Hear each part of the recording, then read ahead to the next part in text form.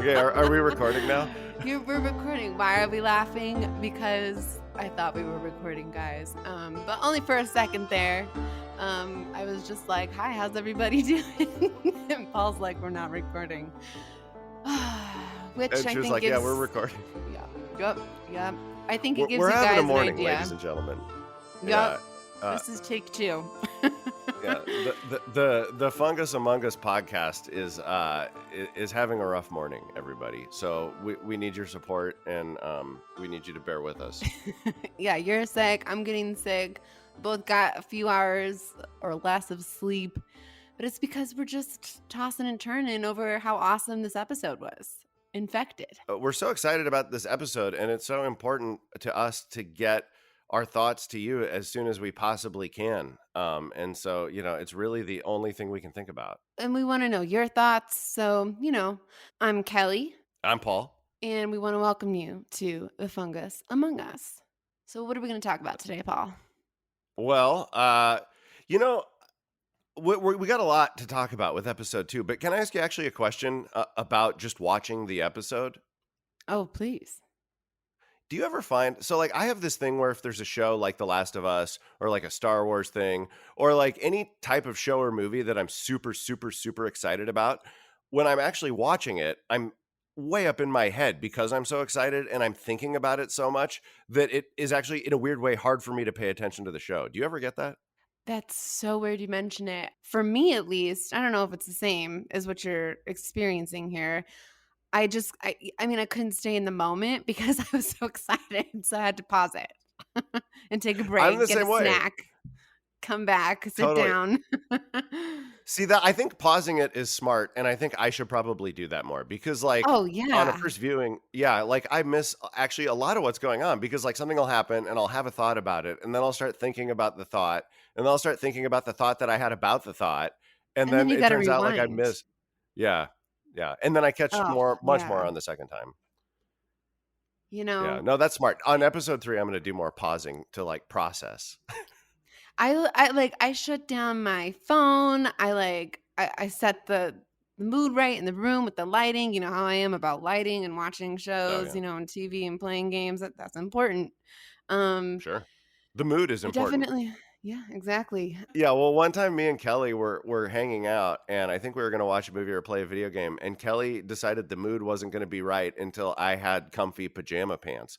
So we went to Target, and I got some pajama pants, and then we went back, and I put them on, and she was totally right. It was exactly what the mood needed because it was a whole I different experience know. once I was wearing those pajama pants. Yes. And depending on what you're gonna watch, you have to have like the right PJs, the right food, the right lighting. Yeah.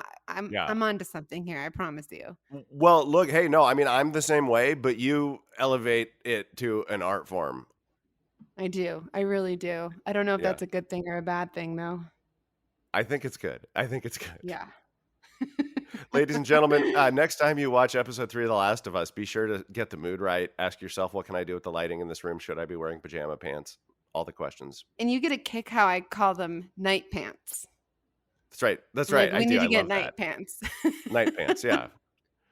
But for me, I wear them a lot of the time, like all day. So for me, they're like round the clock pants. But They're yeah, just night pants I pants. love that name. Yeah. Okay. Yeah. They're just pants. Oh my gosh. Well, let's get into the show a bit. Let's do it. Let's dive in. That's what we're here for, you know? This episode, I think that, I think we've got 2 main points that were brought up this episode. Big Tess episode. Yeah. We got a lot of her and we learned a lot about her. And then, of course, at the end, we said goodbye to her in a horrifying way. And then also, we got our first real look at the infected in this episode. And wow. So, Wow. we got that to talk about. And then 1,000 amazing little moments in between. 1,000 amazing little moments. That's the title, folks, of this episode. I love that opening. I love how it oriented us back in time to 2003. We learn more about the origin of the infection. Again, also a deviation from the game, showing us it's worldwide. And I know in the game, for me, at least it had to be worldwide, but it's never shown outside of the US. But that opening and the origin of the infection. I mean, you were on point with the fan theory in those raisin cookies. Yeah, I mean, it wasn't my theory, but I guess I was on point in saying like, yeah, this is probably it. It was a theory out there. Yeah. But yeah, we learned that the outbreak started in like a flour production plant, and that flour is the perfect substrate for the cordyceps, mutated cordyceps. So, I'd say that's all we need to know that infected flour, even as the Professor Ibu Ratna was telling them that they couldn't possibly find those 14 infected workers that were rampaging through Jakarta, the infected flour was probably being shipped all over the world. Yeah, I loved her personality. I loved her performance. How horrific for her to just conclude that they needed to bomb the city to stop the spread of the infection. But yeah, she was a fantastic actor. I loved her performance. Amazing. I loved her too. She just grounded it so much, both in terms of making it feel real and then emotionally at the end there. Like watching this character who seems like she would probably, she could be playing poker with my parents at their monthly poker game. Like she just seemed like such a real person. And and then to see her at the end, her, saying that she just wants to go be with her family. That was heartbreaking. It made it for some it really sparked a emotion in me of despair and like flashback to sort of the beginning of the, COVID-19 pandemic in 2020. And I don't live anywhere near my family and I just wanted to go be with them. So it was a really it was it was a tough scene, but excellently done. I would love to dive into the journey of Ellie, Tess, and Joel. Let's We do it. yeah, you have Oh, actually, before Ellie. we do that, Yeah. and this kind of transitions into this episode, I learned an interesting fact about the last episode after we recorded our last podcast. But speaking of their journey, in that final shot, as they're like running off into the wide shot of the city in the rain, did you know that there's a clicker in that shot? I was gonna text you about that, and I did know, and I don't know why I didn't bring it up last time. It was one of the things I was regretting from our first episode. I was like, "Dang, I meant to ask Paul if he saw that clicker." I totally missed it. I read about it later on the internet. But man, what a cool foreshadowing of what we're getting in this episode.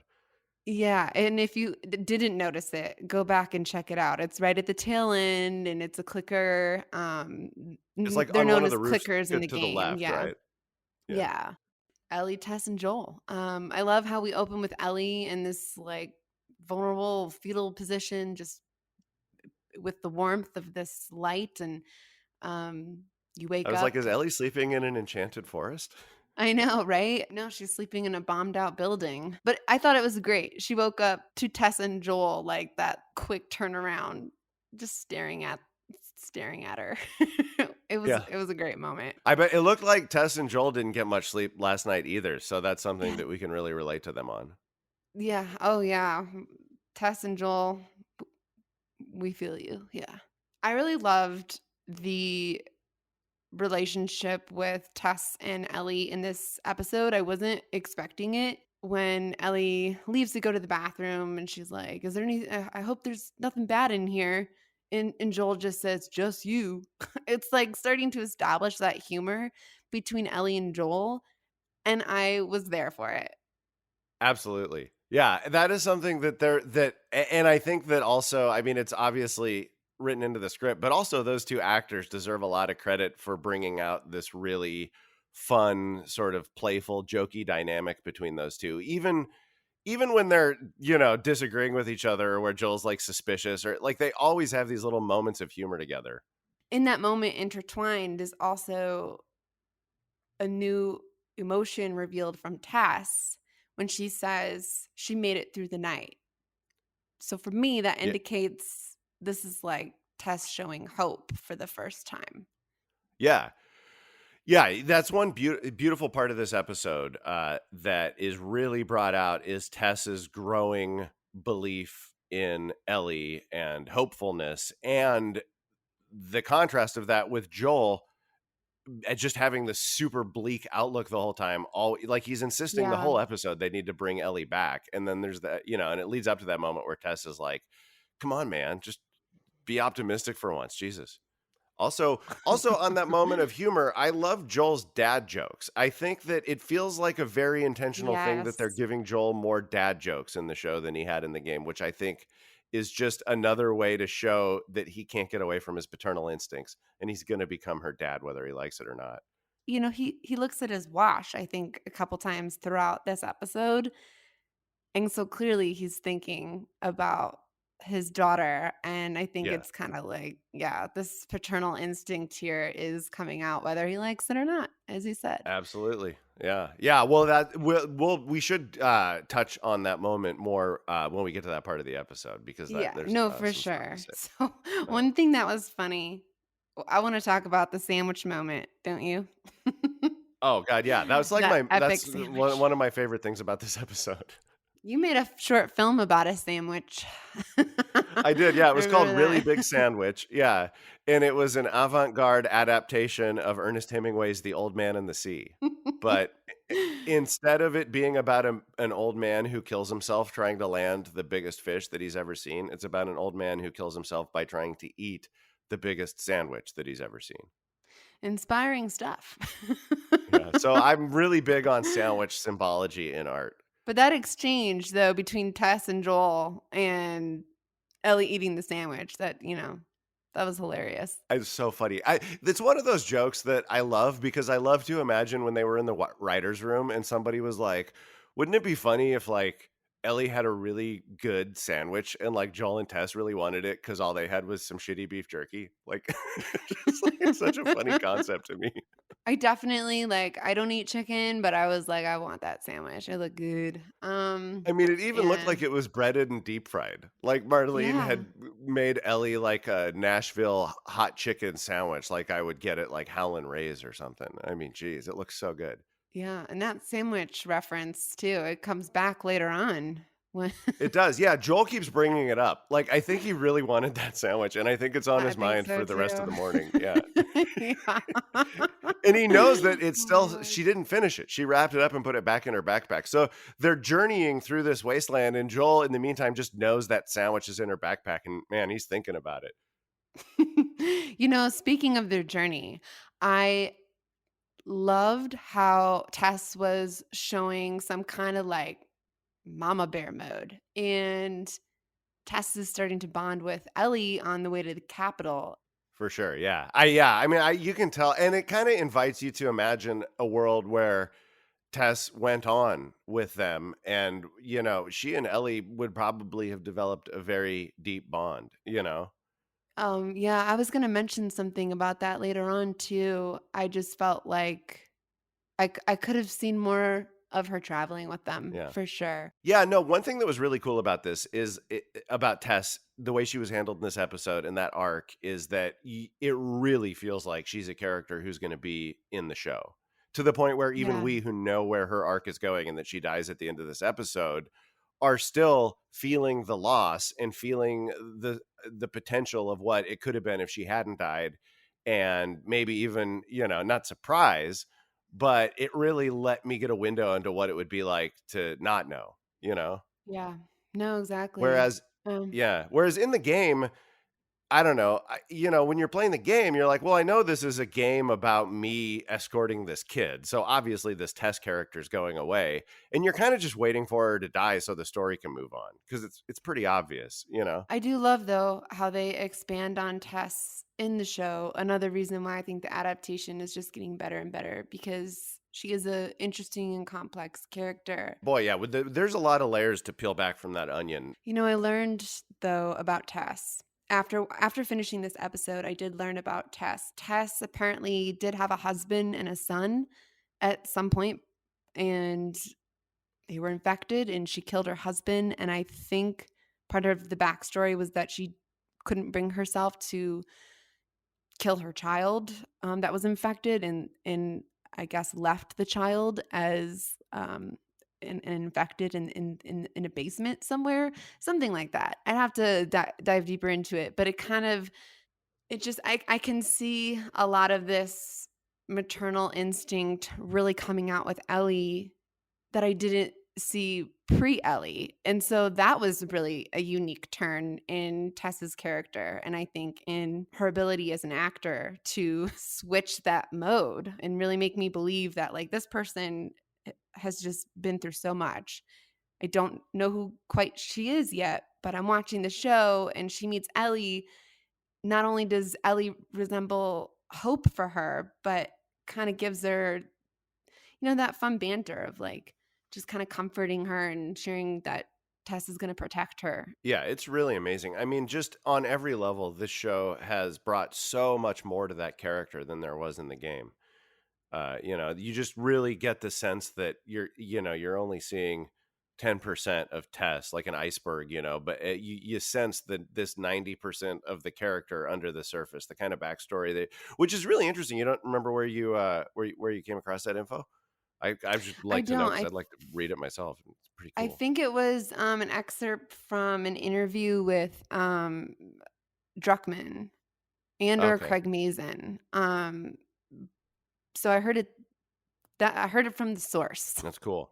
Just these bits of, like, Tess sharing bits of knowledge and information as they're on their way to the Capitol about the infected and And yeah, and it's true. Now that you bring it up, it reminds me you really do see Tess in certain places kind of stepping into a mentor role with Ellie. yeah, Unlike Joel, who's always trying to keep her at arm's length, Tess is trying to teach her stuff. And there's the one moment where she even like breaks some stuff down for her and is like, "That's a lesson." I think that's, like, when they reach the hotel, which, by the way, I love how they combine the hotel, museum, and Capitol here in this episode. I think it worked really well for me. In the game, it's all laid out quite a bit differently, but you're still in those spaces. Yeah, it's those plus a bunch more, and it's a really long section that they cover Yeah. in this episode. But actually, you know what I would have liked to have seen, just because it would have been a really cool thing to see in TV, is in the show they showed the buildings, like the two buildings were the ones leaning against the other, Yeah. and, in the game, that's a whole level where you're going through this ruined, like, sideways office building, and it's just visually really cool. There's places where huge sections of floor are missing, and you can see through the wall to the ruined city below. That would have been just an amazing visual to see in an HBO show, but, Yeah. story-wise, they killed it in terms of Yeah. how they Oh, paced it. absolutely. I thought the whole hotel scene in the beginning was funny, with the water. Ellie can't swim, and Joel just, like, jumps in, it's obviously just up to his knees. Yeah. And she's like, "Well, how was I supposed to know that?" And she does this whole cute bit of, like, interacting with the concierge. I mean, she's so great in these moments and bringing Ellie's humor to life. Yeah, she is. And then also, sparring with Joel, she calls him a weird kid. Oh, I mean, yeah, that was great because yeah, it that made me think of when you call me weird and I say, "You're weird." Well, it's like almost anything. Like, even if I'm just saying something like, "Oh, you're wearing a blue shirt," and you'll be like, "You're wearing a blue shirt."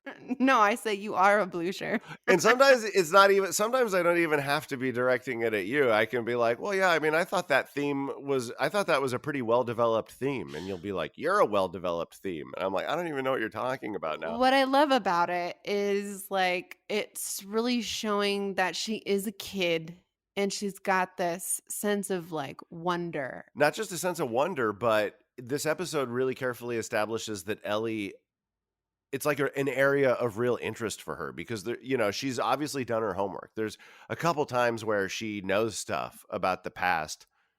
She knows where Philadelphia is, and or where Michigan is, or whatever, and she knows Yeah, what hotels are. All that kind of yeah. stuff. Like, she's been reading books, and she's got this burning curiosity about what the world used to be like.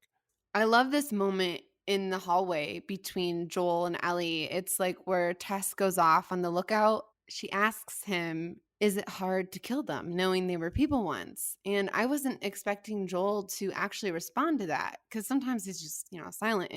And Joel says, "Sometimes." And that's quite a reveal in expressing his vulnerabilities. Yeah, I mean, especially if you're used to video game Joel, who doesn't ever seem to have any problem killing infected, and in the video game, you kill hundreds of them. So, And I think it's gonna play a little bit into the moment, for me at least, later on with Tess and what happens to her. Yeah. It then leads into that moment between Tess and Ellie that you were referring to, where she's kind of breaking things down and she's talking about the way the infection spreads and how it communicates. I think I Yeah, was so big reveal about the infected in this episode. Oh, yeah, I was so bummed about the spores last time, as you know. Dude, I think it's brilliant what they're doing this time. I think I'm enjoying it. Oh, yeah, no, it's amazing. This whole and by the way, that's somewhat, grounded in science because it's true that certain species of fungus and, like, mushrooms are connected by vast underground networks that communicate information to each other and stuff. Excellent choice. I think it makes it all the more eerie that you could step on an infected and it communicates something a mile away, a horde of them. Yeah, it's very disturbing. It's also a great mechanic to have in a story, it opens the door to so many cool, creepy situations like we see at the end of this episode. Yeah, I mean, even getting that real view of the infected for the first time in that like mass pile of them and the sun hitting them. Ugh, I got chills. I was like, this is more creepy than the game. And I was surprised. It was. Yeah, I mean, it was really creepy. It was, creepy zombie shit in, like, a new way, that shot of them all just kind of lying there wiggling, even before and then the sun hits them, and I guess they don't like sunlight. I had no idea what to expect since they were no longer doing the spores because I'm so used to the gameplay and like those are situations in addition to these zombies that you have to get away from, which we're about to dive into next year, the clickers. We're going to call them Yeah, clickers here because that's what they are in that's the what they're called. game. Yeah. I'm sure the show will get to that eventually, get to calling them clickers. But actually, that reminds me though. I did read somewhere that in an interview, Craig Mazin said that spores were not off the table for season 2. I don't know why I didn't bring it up, but I'm glad you did because Yeah. now I'm even more curious how they're gonna maybe do the use of spores. But I just am trying to say because I was so bummed about it in episode 1. I was so excited to see what they were doing with it. I think it's brilliant. It's brilliant. This show is walking such an amazing tightrope, and creating this balance between being completely faithful to the video game and then also offering Yeah. completely new stuff that's unexpected. I mean, it's really just hitting the bullseye so far with pretty much every choice. I mean, yeah, for the gamers, those clickers were a dream come true. They were Oh my god. phenomenal. So, like, I wonder, as someone that's never seen them before, how they reacted to them. And I know they did a lot of artwork and tests on them and did different variations of the artwork and how they were going to create these clickers, only to replicate them as much as possible from the game. And I'm so glad that they did that. Yeah, I mean, you can't improve on perfection. I mean, it's a great design, it's a great concept. Is the sound design Here's an interesting little fact I learned from a sound designer that came and talked, at one of my classes once. Apparently, when they were doing the first game, they basically went back and redid all the animations for the clickers after they heard the sound design that the sound engineers had come up with. Ah, I Yeah, didn't know because that. eventually, I guess, because they do all the crazy like twitching and stuff because they make those noises like "Ah, ah, ah, ah, ah." Yeah. Yeah, yeah. Boy, we're both not really doing that well. I'm gonna work on my clicker impression for next week. But yeah, it was so good that the animators went back and redid it all. But anyway, a Yeah. little bit of a tangent. But yeah, they were amazingly realized here. Well, not so much a tangent because there's such a you come across them a lot in the game. And so it was really important how they were going to portray that in this episode or showing them for the first time. Another thing that I really loved about how they did clickers in this episode was the way that they introduced them as a mystery. Because Ellie brings them up, and Joel and Tess say nothing. They're like, "Well, some of them can echolocate like bats or whatever." And Joel and Tess both get like intense looks on their faces, but don't say anything. And then there's the whole thing where they get to the museum and they find the guy that's been killed. And there's that whole section where Joel and Tess just get super freaked out and like start whispering. and Ellie doesn't quite understand like what they're scared of or why they're insisting that everything be so silent, you know? And it's just such a great, building suspense around what these things are that they're so afraid of. It really set the stage for them to show up. Another thing that was so great when they do come across those clickers, and Joel, says, they can hear, but they can't see. That whole sequence of Tess and Joel fighting the clickers felt as almost difficult to watch as it was hard to kill them in the game. I remember I Right. had so much trouble and I was terrified. I would be like Joel hiding in some corner in a hallway, like trying to figure out what my plan was for that clicker. In that moment, I felt like I was playing the game. It was awesome. It captured so many like crouching and like walking behind cabinets and stuff like that to sneak away from clickers. And another moment that was like that is like the first clicker comes out and Ellie makes the noise and it hears her and it goes after her. And my video game instinct kicked in and I'm like, shit, if there's another clicker in the room, it would have just heard that. And then sure enough, the second one comes running up and I'm like, they are killing this. This is exactly what happens in the game. Yeah, they did it so well. Can you tell we're fans, guys? Um, Oh my God. It also, like, I'll um, tell you, especially last night's episode in particular, going right from that episode into playing that level of the game was awesome. And I'm playing on grounded, so it's like really hard to stay alive.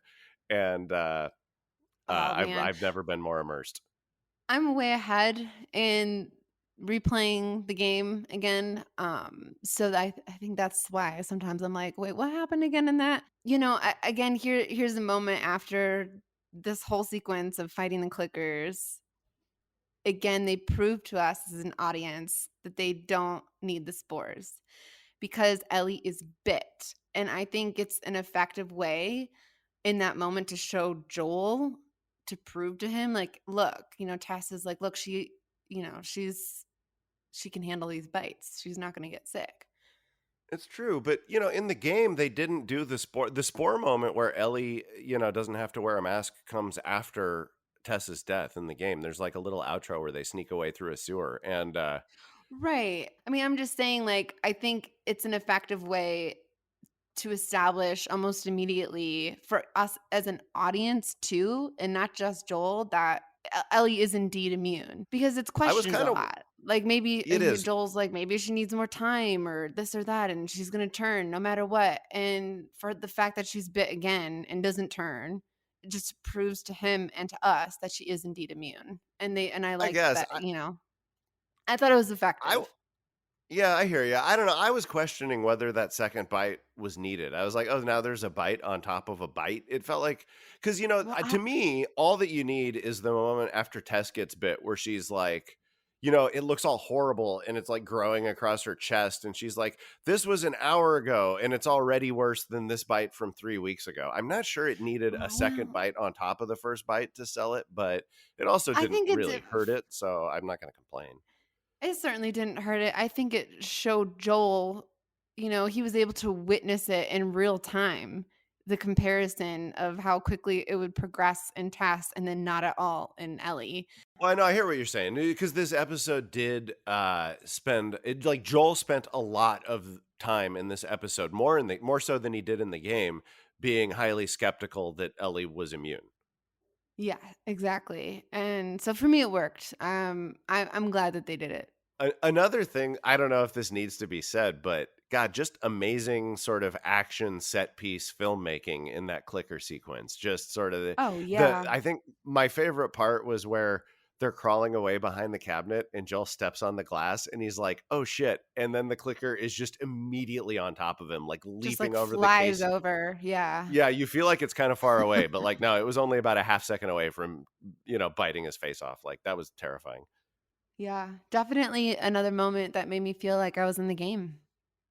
Yeah, totally. Yeah. So they make it to the Capitol building, and I really love some choices here, devastating as they are for the characters in the story. But I I love that it's the clickers here at the end and not Fedra. I do too. I do too. And so for anyone who hasn't played the game, in the video game, in this part, they get to the Capitol building and the Fireflies have all been wiped out by Fedra. and then instead of infected coming for them, it's Fedra coming for them, and Tess, does the same thing, but she holds off a bunch of armed Fedra guys in riot gear. Will they escape? Yeah, I just thought that the use of the clickers here, for a myriad of reasons, really moves the story for haunting things to come. Again, just like with Sarah, I'm gonna get emotional again because I really grew to love Tess as a character. All the character work they've done on Tess in the show, both with Anna Torv's amazing performance and in the writing and sort of the way that they're showing us the character, it really, really paid off in this scene, because I used to think this scene was good in the video game, but like going back and replaying that scene last night compared to what I saw in the show, they brought so much more to it in the show. I mean, it may be the biggest improvement. That scene may be the biggest improvement they've made over the game so far. There's so much more going on. I mean, I remember in the game, you might have to correct me if I'm wrong here, but she does indicate that they were in some type of relationship or there was a deeper connection going on, things we didn't see that are able to see in the show. That there has to be enough between us here. So she shows that she's infected in her neck, compares it with Ellie's bite. And I think things are starting to click for Joel a little bit, lack of a better word. Um, and Ouch. It's interesting because her and Joel's relationship is ambiguous in both the game and the show, but it's ambiguous in like slightly different ways. yeah, Like, yeah. so like in this episode earlier on, Ellie asked Joel what the deal between them is, and he's just like, pass, like he won't talk about it. We know that they snuggle in bed, at least, we And know he's the that much. little So spoon, yeah, he's the little apparently. spoon. So in the game, Tess says this is the only real insight you get into the depth of their relationship in the game. And as they're saying goodbye, she says, "I know there's enough between us," or something to the effect of, "I know there's enough between us in whatever this is for you to feel some sense of obligation to me. Therefore, protect Ellie and take her to the Fireflies or whatever." And in the show, she says, I don't, she's like, "I've never asked you for much. I've never asked you to feel the way I feel." Or to show or to confirm that he feels the way she feels, because clearly Yeah.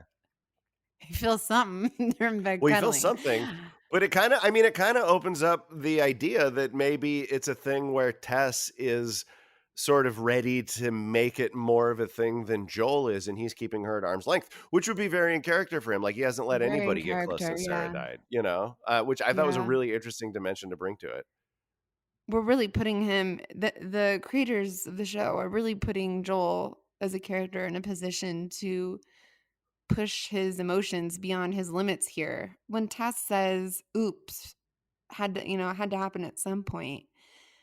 It was a moment of huge failure for Tess and for them as a team, but at the same time, I think they did this in the game as well, but again, it's, like, really drawn on here, is Tess's hope right to the very end. I mean, she grabs Ellie's arm and tells him she's the real thing, and basically, I was just blown away in that moment. I just you get to see so much more of Joel in his reactions in the show than in the game here. But I really love how she's telling him she's the real thing, make it right, save who you can save. Yeah. It was all just, elevated in this show from the game.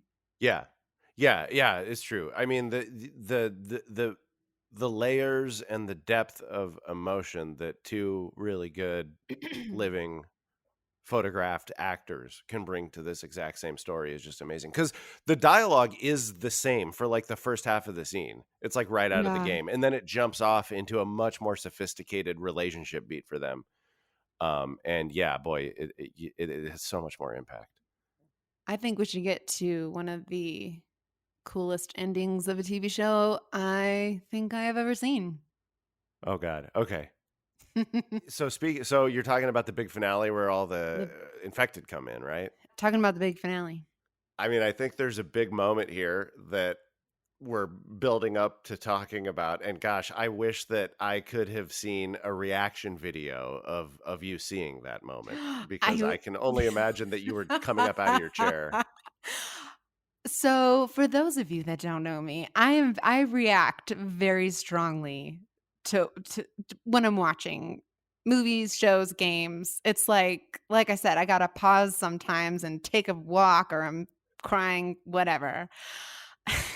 So Paul knows I react very strongly to especially things that might be grotesque or just horrifying. And yes, in that moment, it's hilarious you mentioned that because I remember I was literally putting my hands over my face, like over my mouth. I was going, "Ugh, ugh, ugh."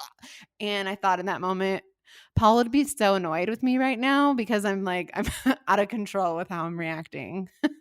I mean, I feel Basic like honestly, dude, if we were watching it together, I don't think I would have been annoyed because I think I would have been sort of like feeding off of your reaction because I have my own like you know me like I'm kind of the opposite like I just sit there like a statue watching stuff most of the time except for like every now and then I cry because like I'm a deeply emotional man but still usually it's just like Yeah. one lone tear like trickling down my cheek but no in that moment I was like ah like I like yelled too so I think that if I had been with you I probably would have gotten even bigger because I would have been feeding off your reaction, which makes me feel it more, you know, and I would have been like, you know, Um, clearly they gotta go. It's over for Tess. And Tess is, like, knocking over gasoline cans and, like, um, grenades on the floor, and she's got a lighter in her hand, and the horde is swarming in. And what happens next is gotta be one of the most brilliant zombie, attacks I've ever seen.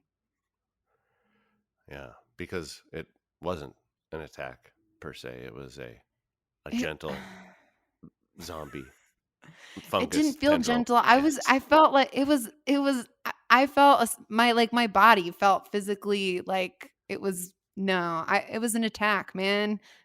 Oh yeah, yeah, no, I understand. I mean, it was physically Oh, gentle, but in disturbing. every other way, it was deeply horrifying and an aggressive invasion of fungus into this poor woman's mouth, who we have just been falling in love with Just for the been last two falling in episodes. love I with mean, Tess, yeah. I mean, oh what they God, did what a so well here, and I wondered why was this like zombie slowly approaching her? Maybe it's because it could sense that Tess was infected, and maybe that like I mean, it was just like an interesting choice to see the zombie slowly approach her and almost like summon her in this weird way. I don't know. Like yeah. he leans in as if he's like going to kiss her, but all these like spores are coming out of his mouth into hers Ugh. slowly. Oh It's God, like you really feel it. You don't really eat it your really lunch you really first, guys. imagine. Yeah, I was glad that I was finished with my with my dinner by the time I got to that scene because I always have a nice dinner when I watch my favorite shows. Yeah, She's I got the wonder. lighter in her hand. Oh, go ahead. Well, based on what you said, it made me wonder if perhaps the fungus sort of recognizing the infection in Tess was somehow interwoven with the human brain's instinctive desire for physical closeness, and that's Yeah. why the he went in for the kiss. It was kind of like this weird human impulse being channeled through what the fungus was telling him to do. Ugh, Yeah. gnarly. It was a gnarly scene. What made it so hardcore and so emotional was that although Tess was losing her life, at the same time, every instinct in her showed that she had hope until the very end. I mean, she was hitting that lighter as much as she could, and it was slowing down. For a moment there, I thought, oh my God, she's not going to make it in time to blow up all of the clickers and zombies and they're gonna get to Joel and Ellie. I was like, "Oh my god, she's not gonna make it." And in that last moment, all of her I bet you it was all of her hope and instinct for a future for these. Well, I mean, so the way I don't know, maybe the way I interpreted that moment was that at the end, she just had in that last moment, she had the presence of mind to be like, no, I'm flicking it too fast. And she had one last moment of sort of, you know, like, I just need to do this very slowly and deliberately to get it to flick. No, to me, Um, I could see it taking over her mind, and, like, she was struggling between becoming this monster oh, that's interesting. Yeah, well, because that would explain why she just versus kind of stood there and didn't yeah. turn her head away. Yeah, like the fungus To was me, I think it already, was yeah. yeah. That's it. I So think it was yeah, that so she last bit of so hope. that's an even cooler interpretation. I got to go back and rewatch it and think about that. Like Definitely yeah. that's why she was slowing down, is because it was the fungus was trying to make her stop flicking the lighter, and she was I mean, fighting it. her mind was being altered. It's, Yeah. this disease works very quickly. So, No, I like that interpretation better. That's awesome. When that whole moment started, I was like, "Oh God, they're doing the lighter won't flick thing." Like this like, oh, or like the ignition won't turn over till the last second kind of suspense. So I went from being like, "Oh, this," to by the time it was kissing her, I was like, come on! Oh, thank God that fucking lighter went. So it like really, really won me over by the end of the scene, even though I was slipping into like a skeptical mode, which I try to avoid. But just a testament to the power of the storytelling in that moment. yeah, no, exactly. One other thing that really surprised me when I went through and played this section of the game is how much of the dialogue in this episode came out of the game. Not just the big scenes, which they always recreate very faithfully, but a lot of this dialogue scenes in this episode were taken from, dialogue between the characters as you're like walking around and exploring during these levels. So really just across the board, so much faithfulness to the game. Although there was one amazing moment in this part of the game that was not in the episode that I'm really hoping will show up later in the show. Ooh, can you tell me what it is? Yeah, absolutely. It's just a really small moment, but it's really funny. They're escaping under like a rolling shutter door, like a garage door type thing. And an Oh, infected is like yeah. trying to grab Joel as he's going under, and they drop the door and Joel on the infected's arm, and Joel's like crawling away. And Ellie's like, "Hey, you got something on your shoe?" And he looks down and he's got the severed arm like hanging onto his shoe, and he goes, "Ugh," Oh, and like yeah, I kicks it off. remember that. Oh my God. Such a good moment. I want to see that in an episode. That's what I'm holding out Yeah. for. Oh man. Same here. Same here. We would love to know your thoughts and reactions to the show. What are you expecting for episode 3? Give us a like and subscribe, and you can follow us on the Fungus Mungus Pod on Instagram. Send us an email, shoot us a DM. And also thanks so much for listening. Yeah, thank you so much, you guys, for tuning in, and we'll be back for episode 3. Yeah, we'll see you next week on The Fungus Among Us.